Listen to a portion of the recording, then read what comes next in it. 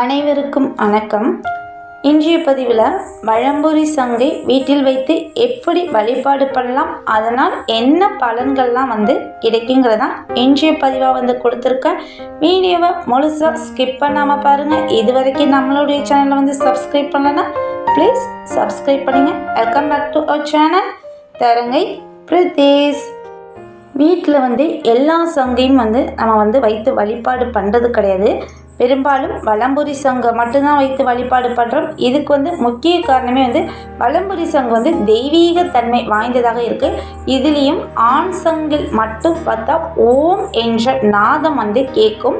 அந்த வலம்புரி சங்கை நம்ம காதில் வச்சு கேட்கும் போது அந்த கடல் ஓசைகள் நமக்கு கேட்கும். இந்த சங்கினால் இறைவனுக்கு அபிஷேகம் பண்ணிக்கிட்டு வந்தோன்னா நம்ம செய்த பாவங்கள் நீங்கி புண்ணியத்தை ஏற்படுத்துமா.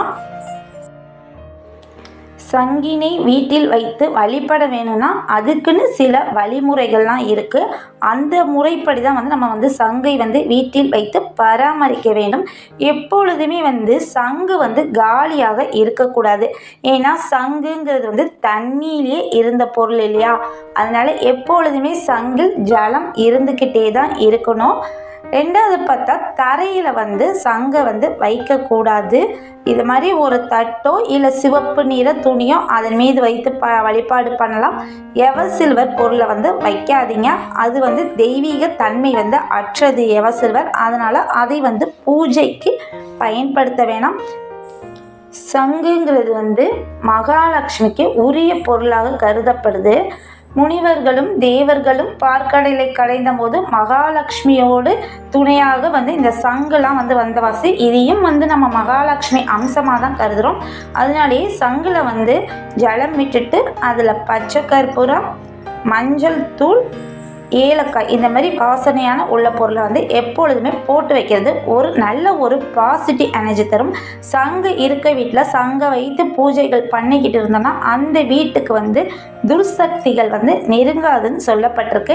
இந்த சங்கில் உள்ள தண்ணியை என்ன பண்ணலான்னு பார்த்தா, முதல் நாள் அந்த தண்ணியை சங்கில் ஊற்றி வைத்துட்டு மறுநாள் காலையில் அந்த தண்ணியை வீடு முழுவதும் தெளித்து விடலாம்.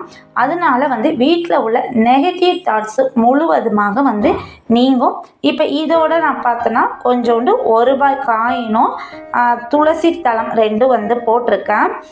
ஏன்னா பெருமாளுடைய கையிலும் இருப்பது இந்த வலம்புரி சங்கு இல்லையா, அதனால் அது பெருமாளுக்கும் உரியது இல்லையா. அதனால் துளசி தளமும் போட்டு ஒரு பூ ஒன்று வச்சுட்டு எப்போதும் போல் நம்ம தீபம் தூபம் காட்டும் போது இந்த சங்கிற்கும் தீபம் தூபம் காட்டி வழிபாடு பண்ணுறது ரொம்பவே சிறந்தது.